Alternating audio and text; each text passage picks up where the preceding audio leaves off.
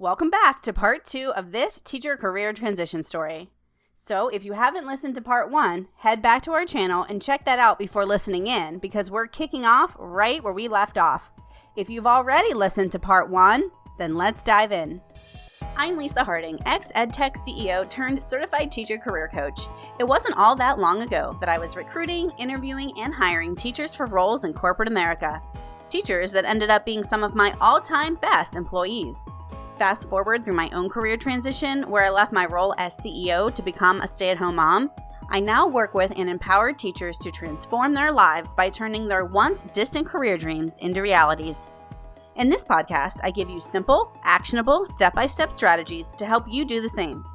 If you're a burnt-out teacher or simply need a change and you're looking to create a life you love, you're in the right place, friend. Let's get started. I know you and I did not talk about this at all, but did LinkedIn play any type of role in you finding this job, applying for this job, connecting with people, etc.?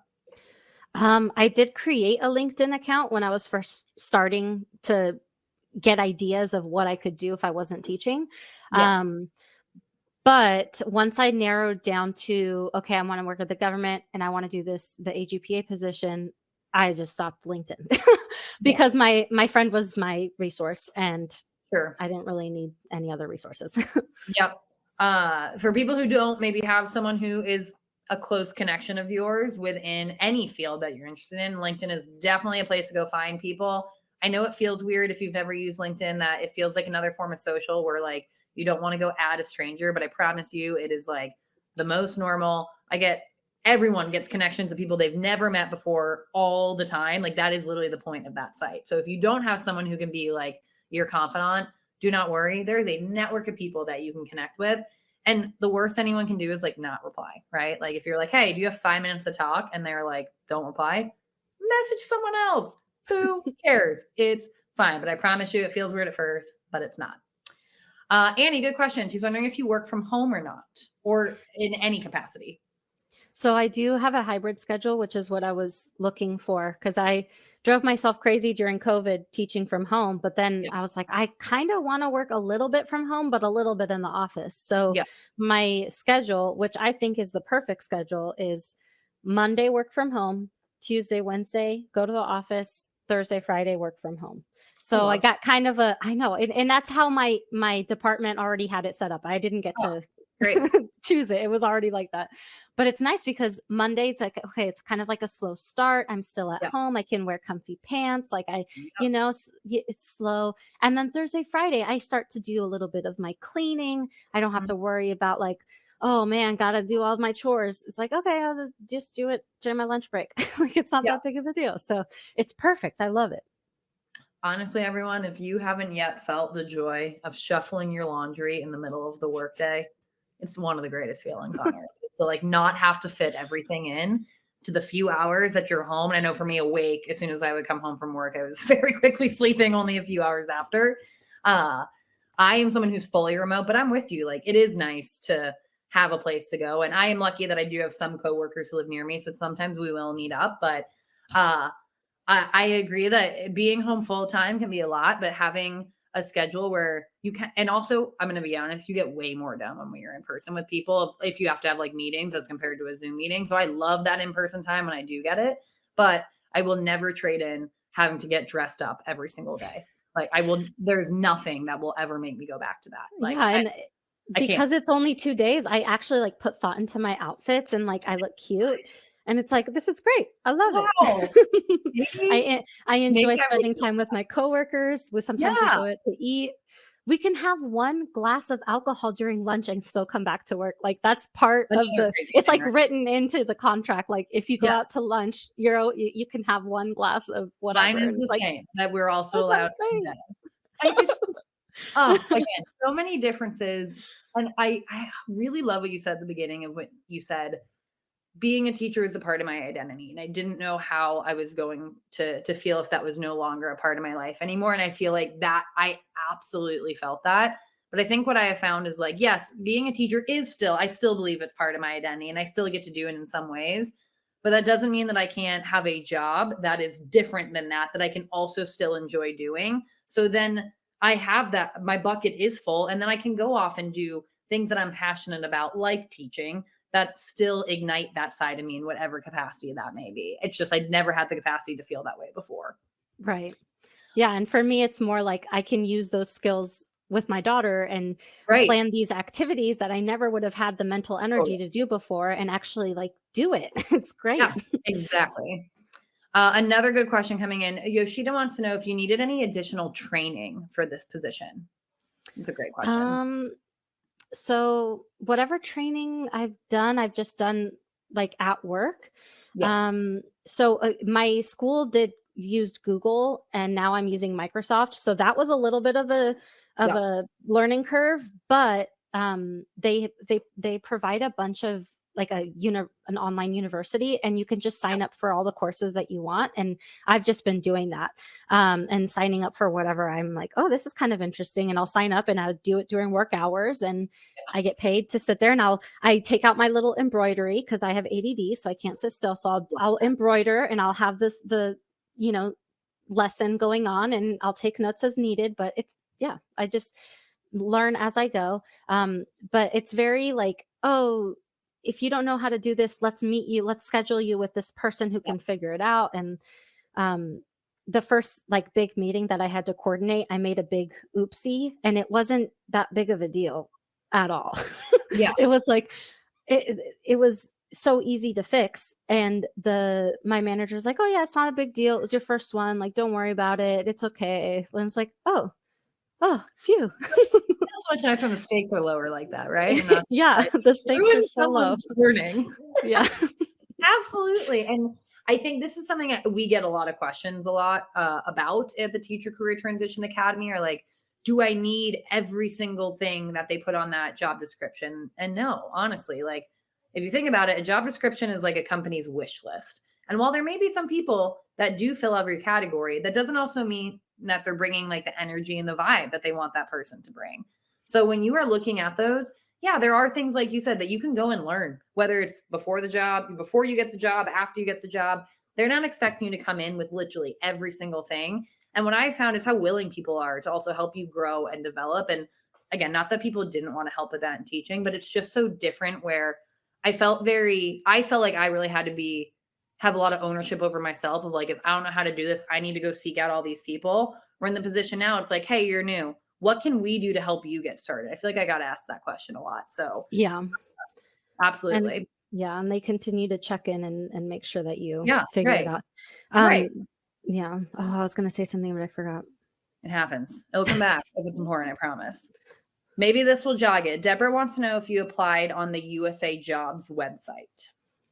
No, I applied through I think it's like CalGov or something. I just applied to California, the state of California positions. Okay. So sounds like you can definitely be checking. Like, I'm sure that as someone who's not as familiar, obviously, with government work, that website I'm sure exists, has positions, but also check like your state page as well, especially if you're interested in like your own state government. Now, Paul, I know one thing we talked about a lot was interviews. So interviewing is just one of those things where, there's a lot of pressure and hype around it. And then you get into your first one. And then sometimes you're like, oh my gosh, that's just like not how I necessarily wanted things to go for my first one, because it is absolutely something that you got to practice more often. So how did you feel going in? As you said, you've had one teaching job for 10 years straight. So you probably hadn't interviewed anywhere in a while. So how did you feel going into some of those interviews? I was definitely nervous. The first few, I felt kind of like, oh gosh, that was awful. But again, it was kind of similar to the job applications. Once I kind of got the groove of, okay, this is how it's going, meeting these new people, this new lingo, talking about myself so much, they started to get way easier. And I started figuring out, okay, what are the things that I need to have so that I go into the interview feeling like I'm ready for it. So I would print out like the job description. I would print out my resume. I would print out the like little essay thing that I did for each one. And I would go through and highlight the things that I wanted to make sure I talked about. I would like add notes. So like, oh, don't forget to mention this or blah, blah, blah. So just that preparation, once I did the first few and figured out, okay, I needed to talk more here, but I would start to note it down so that I would make sure to hit the important pieces. And I remembered what I was going to say before, and it hits here too.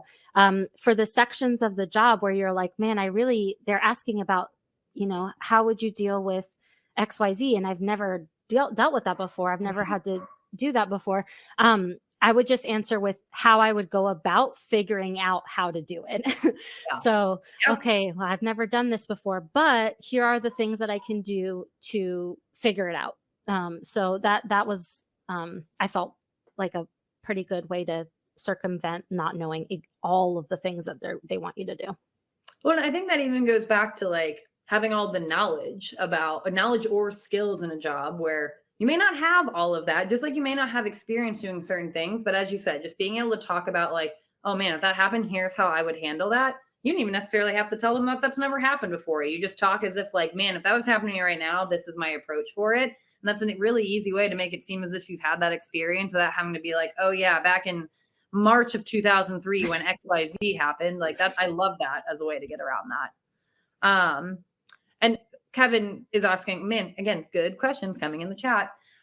This is a question that I've also wondered too, especially with any type of job. But Kevin asks if having a master's degree in public administration could help in this role, or would it make them think that that person could be overqualified for the entry level position of, I'm going to have to go and look at the acronym, the AGPA.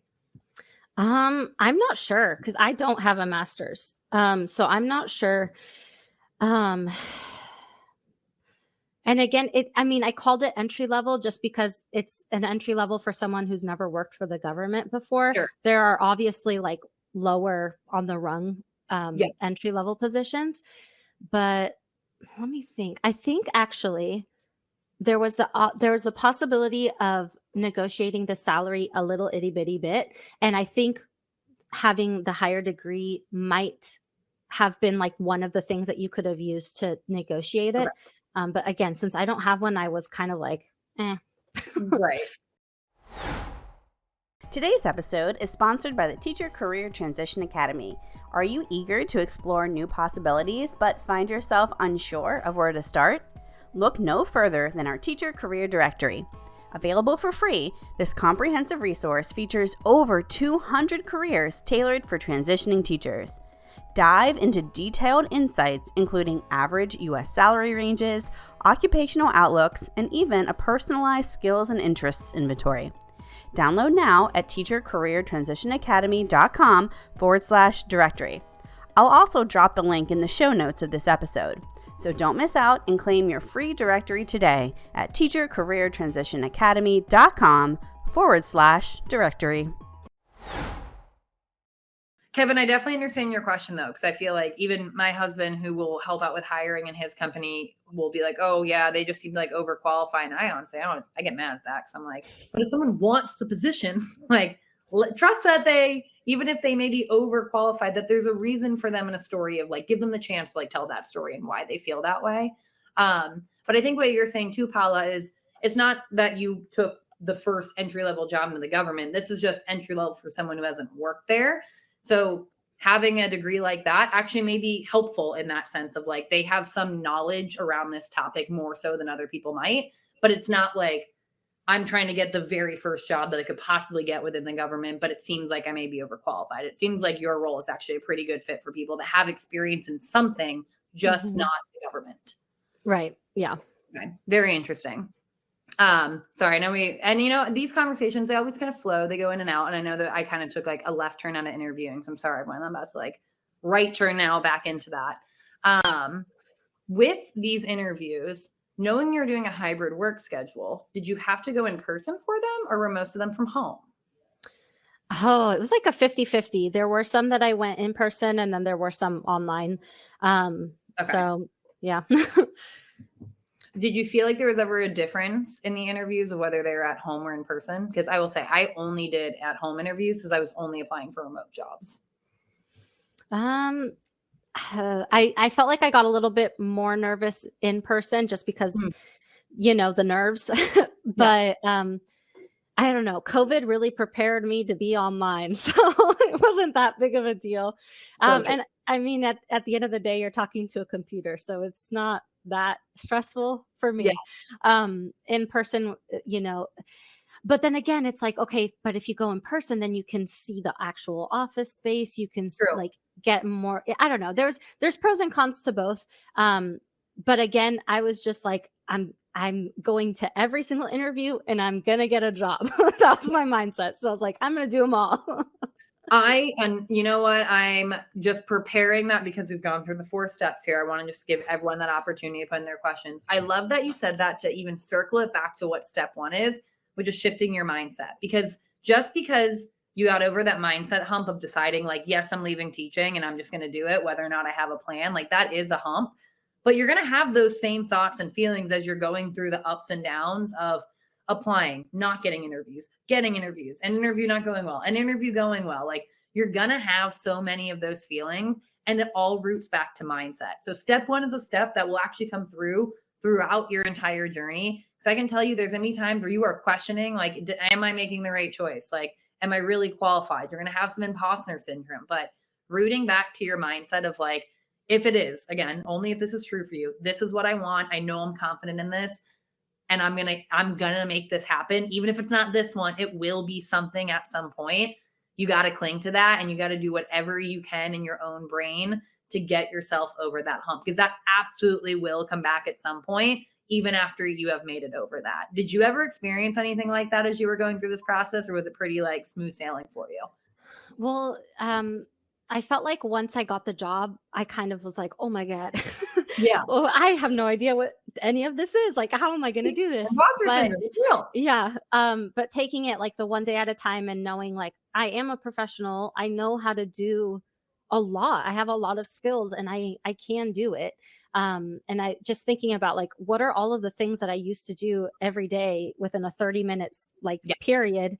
That's what I'm doing. That's what my whole day is dedicated to now. Like So true. you can do it. You can do You can do it. Yes, you can do it. And I think that's always what I love to remind teachers is sometimes we forget how incredible and how valuable we are, especially to like the working force outside of education. Like I think it's unfortunately been very normalized that teachers overwork to the point that obviously they burn out and they all want to leave now.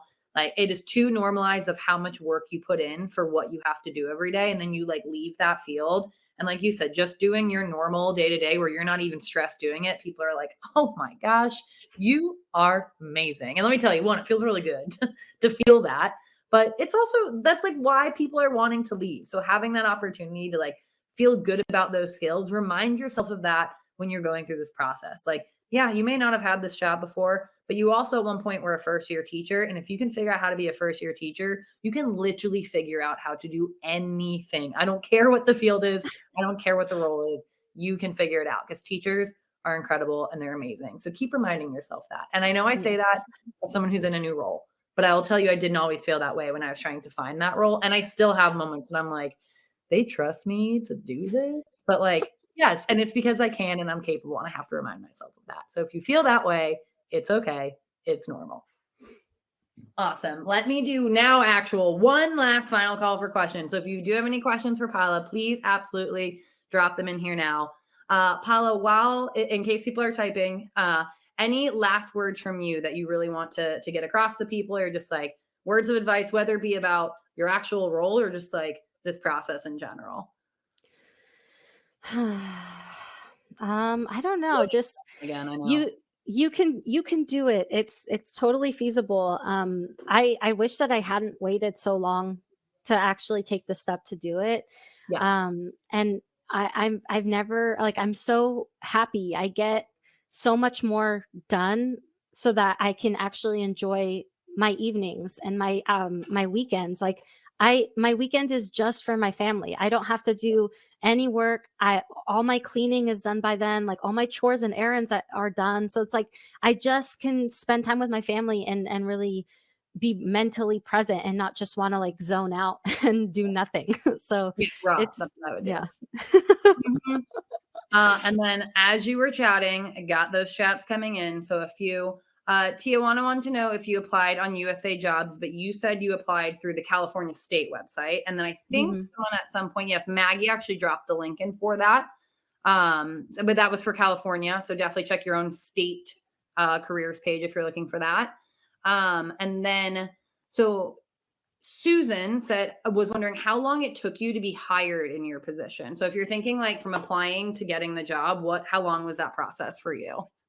So I started applying in April, and then the government takes forever for everything. So it took like a month or so to start getting calls for interviews.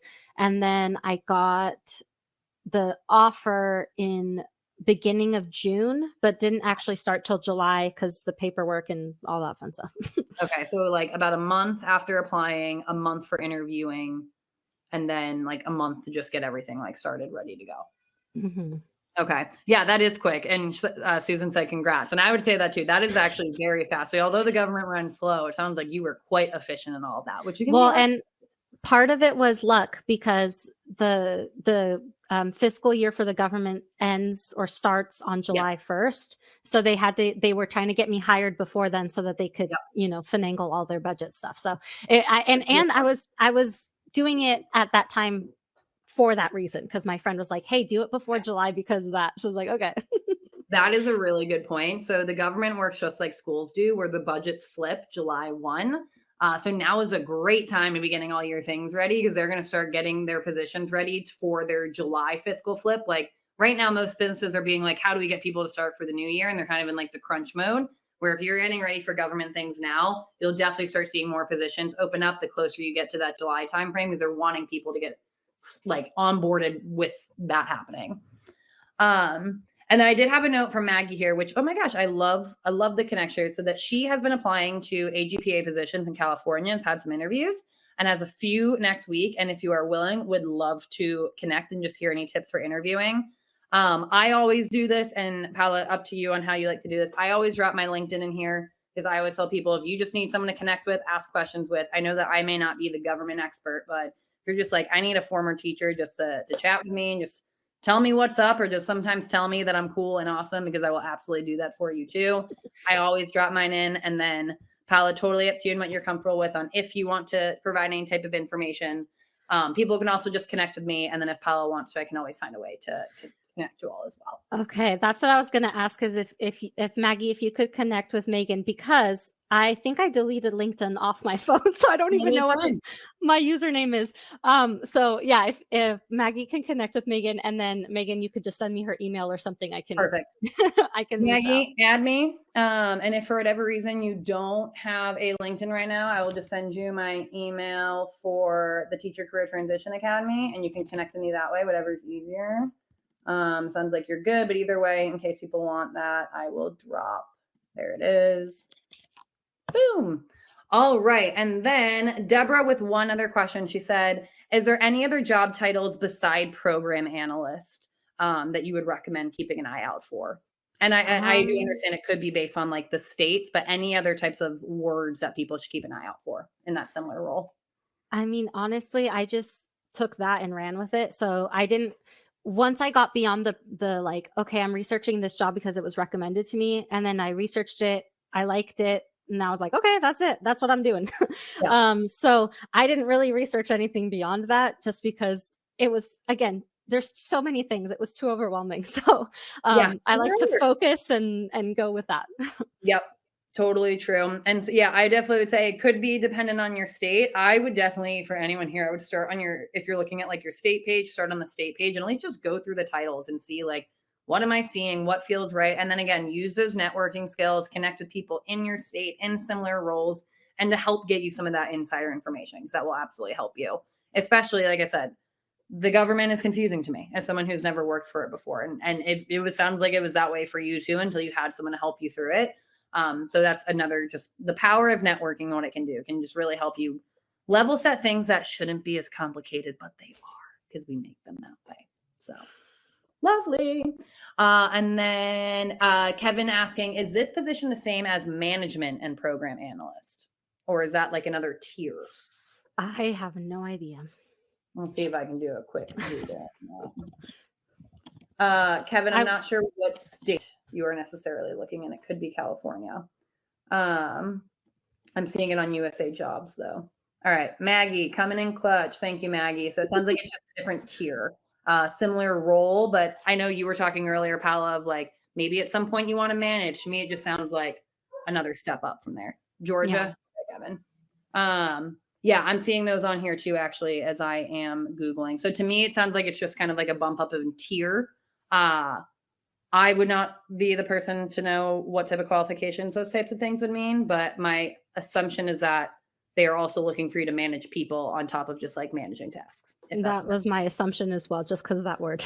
Yeah, just throwing that word in there normally means that you're going to have people underneath you. So, which I'm going to remind you as teachers, you're all managers. You all know how to manage. You used to manage how many kids in the classroom at the same time? I don't care if they're adults or not. That is management. Classroom management is what we call it, right? Like you are a manager. So remind yourself of that in applying. You do have management experience. It just is different than what it looks like in a traditional like job setting. So, oh man. So, and this is I feel like I always need to bring this slide up earlier because then I'm like, I know that's when people really start getting unlocked, but I know we are at time. I also know that I promised people some answers on if you want to join the Teacher Career Transition Academy, how you do that. Because as I said, we are much more than just what you are seeing tonight. This is absolutely one of the things that we do.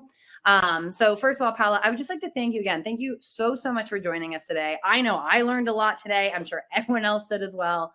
And I'm also just so happy for you that you are in this new role and you are thriving and it's like everything you hoped to have dreamed of. So both thank you and congrats on like finding this path of life for yourself. Thank you. No problem. And yes, Susan, throwing the thanks in there. Everyone use the chat as you feel. Again, this is a nice, lovely, welcoming group. And I'll say the last few ones have been incredible with like stressing me out with the amount of chats they've put in and making sure I got all these questions answered. But tonight was just, it was a lovely, perfect flow. And all of you are amazing. So Paola, again, sending all my gratitude and thanks to you. Well, friends, that concludes another inspiring teacher career transition story.